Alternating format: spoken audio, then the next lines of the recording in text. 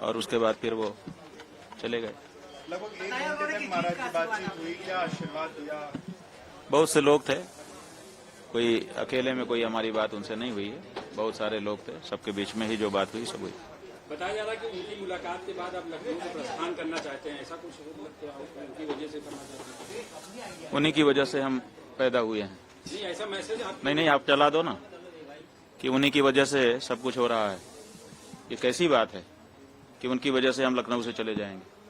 क्यों चले जाएंगे? आपके यहाँ मीडिया में ग्रुप में ये मैसेज किया माने आप समझिए, हम तो जिस काम के लिए आए थे वो हो गया, उसके बाद जाएंगे ही, उसमें उनका क्या है।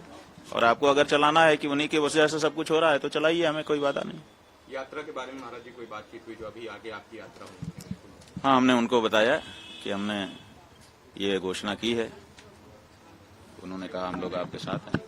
बाहर भी उन्होंने बातचीत में आपका बहुत समर्थन किया, आपको लेकर के तमाम बात। अब वो हमने सुना नहीं, आप लोगों ने सुना है, आप लोग जानिए जो उन्होंने कहा होगा। महाराज जी 24 घंटे से आप ज्यादा देर से यहाँ पर हैं, कोई सरकार का कोई प्रतिनिधि आया अभी तक? बातचीत की, किसी ने मिला? अभी तक हमारे पास कोई सरकार का प्रतिनिधि नहीं आया, कोई बातचीत नहीं हुई। कांग्रेस पार्टी के शीर्ष नेता क्या है। सोचते हैं इस पूरी चीज को लेकर के कि जहाँ एक तरफ सपा या कांग्रेस आई, वहीं कोई अदर पार्टी से कोई? अब बात यह है कि यही तो बात है, कहते हैं कि हिंदू पार्टी भाजपा है, जब हम हिंदू मुद्दा उठाते हैं तो वही नहीं आती है, बाकी सब आते हैं। आखिर क्या कारण? डिप्टी सीएम तो कह रहे थे कि वो आपका स्वागत करेंगे, बटुक का जो है सम्मान किया था, लेकिन आप यहाँ खुद आए हैं और वो अभी तक नहीं आए।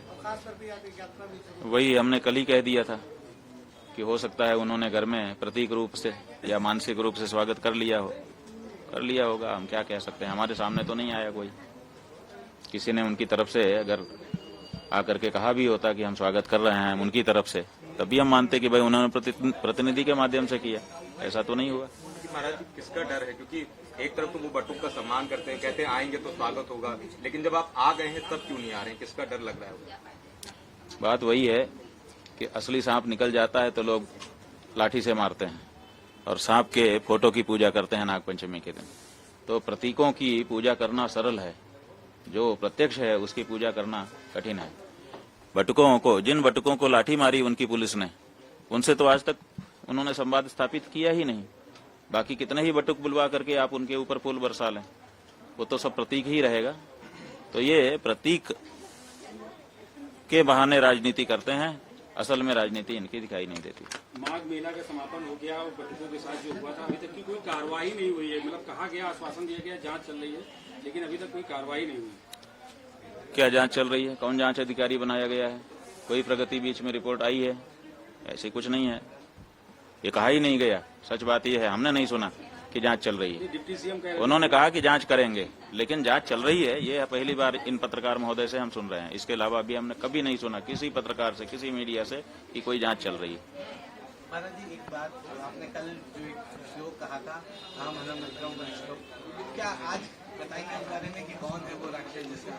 अहम हनम वृत्रम कविष्ठौ, ये वेद का वाक्य है। जैसे सत्यमेव जयते ये वेदों से लिया गया वाक्यांश है और हमारे देश का प्रतीक बना हुआ है, उसी तरह से अहम हनम वृत्रम कविष्ठौ, अहम का मतलब है मैं, हनम का मतलब है मारूंगा, वृत्रम माने वृत्र नाम का असुर जो गायों को मारना चाहता था, गविष्ठौ माने इस गौ युद्ध में। तो ये जो गौ युद्ध हमने कल आरंभ किया है शंख बजा करके, उसमें जो वृत्रासुर है गायों को पीड़ा देने वाला, उसकी खैर नहीं होगी, कल महाराज जी वो मारा जाएगा। वृत्तासुर का जिक्र नहीं हुआ।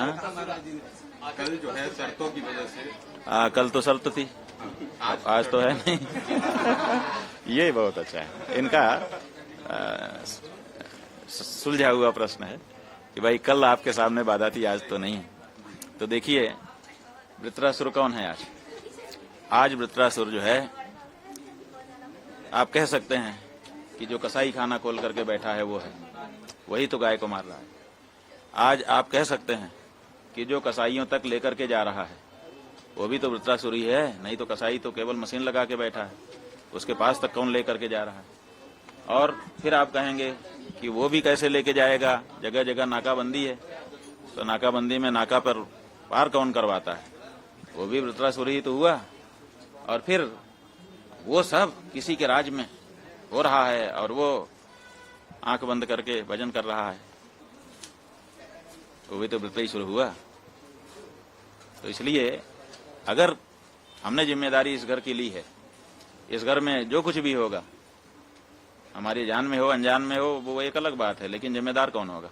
हम होंगे, ठीक है ना। इस घर में अगर कोई कोकीन पकड़ी जाए तो पुलिस घर के मालिक को ले जाएगी कि नहीं कि भाई तुम्हारा घर है, तुम जिम्मेदार हो। वो कहे भाई हमें तो पता ही नहीं है, हमें तो पता ही नहीं है, तो चलेगा।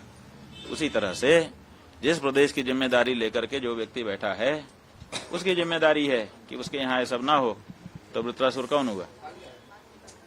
प्रदेश का मुखिया है कि नहीं? सन्यासी का केवल कपड़ा है, मन न रंगाए रंगाए जोगी कपड़ा। कपड़ा लगा लिया, मन नहीं रंगा पाए। अगर मन रंगाया गया होता तो पहला काम गौ माता का होता, और आज गौ माता सुख से रहती और सुख समृद्धि से ये उत्तर प्रदेश भरा रहता। सरकार का कहना है उन्होंने इस पर कानून भी बना दिया है, लगातार एक्शन। कानून बना देना अलग बात है, वो कागजों में बनता है, उसको धरती पे उतारना पड़ता है। कानून आपने बना दिया। आपने वक्तव्य दिया थोड़े दिन पहले कि किसी की औकात नहीं है। कितना बड़ा शब्द बोला आपने, किसी की औकात नहीं है कि जो खरोंच भी लगा दे। कहा कि नहीं कहा? ये कितना बड़ा शब्द था, औकात। माने लोगों की औकात दिखा रहे थे। और हम बनारस से चल के यहाँ आए, रास्ते में सुल्तानपुर में सैकड़ों लोग हमको मिले। उन्होंने कहा कि 1-1.5 महीना पहले ही हमारे यहाँ गाय का सिर काट करके फेंक दिया गया। ये देखिए, उसके फोटो अखबार में भी छपे, सोशल मीडिया में भी वायरल हुआ। हम लोगों ने आंदोलन किया, कोई नहीं पकड़ा गया आज तक। तो बिना खरोंच लगे गला कट गया होगा गौ माता का। आप कहते हैं औकात नहीं है। आपकी औकात तो वहीं भी दिख रही है, छपी हुई है अखबार के कोने में। तो आप क्या, आपकी क्या औकात है? इसी से पता चल जाता है कि आप औकात की बात उठाते हैं और खुद की कोई औकात आपकी है नहीं, आप रोक नहीं पा रहे हो। देखिए, संगठित रूप से जो गौ हत्या कर रहा है, जो गाय को बेच रहा है, जो चंदा आपको दे रहा है, वो कितना बलशाली होगा। और जिसने एक गाय का सिर काट करके फेंक दिया, वो तो कोई एक आदमी या 10-20 आदमियों का एक छोटा सा झुंड होगा जो वातावरण बिगाड़ने के लिए ये करके गया होगा, या तो धड़ का बना करके पका करके खा लिया होगा, सिर फेंक दिया होगा। तो एक गाय को काट करके फेंकने वाला कितना छोटे स्तर पर होगा। या तो एक व्यक्ति होगा, या तो एक परिवार होगा, या तो एक मित्रों का समूह होगा, दुष्टों का। उसको आप पकड़ नहीं पा रहे हो। और जो हजारों की संख्या में गायों को मार करके और काट करके बेच रहे हैं, उनको पकड़ोगे? क्या औकात है आपकी? जब एक गाय के हत्यारे को आप पकड़ नहीं पा रहे हो, तो लाखों गायों के हत्यारों को आप क्या पकड़ोगे? औकात तो इसी से दिख जा रही। गुरु गोरखनाथ जी की पावन धरती इसलिए क्योंकि गौ माता की रक्षा करना है, उन्हीं से हमको बल मिलेगा। हम पहले भी गए थे वहां पर दर्शन करने के लिए कि गुरु गोरखनाथ जी हमको शक्ति दें। उन्हीं की शक्ति है कि आज हम उनके मठ के महंत के खिलाफ भी खड़े हो गए हैं। क्यों? अगर गुरु गोरखनाथ उनके खिलाफ ना होते तो हम खड़े हो सकते थे। गुरु गोरखनाथ भी पसंद नहीं कर रहे हैं इस बात को कि मेरी गद्दी का महंत जिस समय मुख्यमंत्री जैसे पद पे चला गया हो, उस समय भी गौ हत्या हो, ये वो भी नहीं पसंद कर रहे हैं। हमको भरोसा है और इसीलिए हमने यात्रा की शुरुआत गोरखनाथ जी के उसी पवित्र स्थान से करने का निश्चय किया।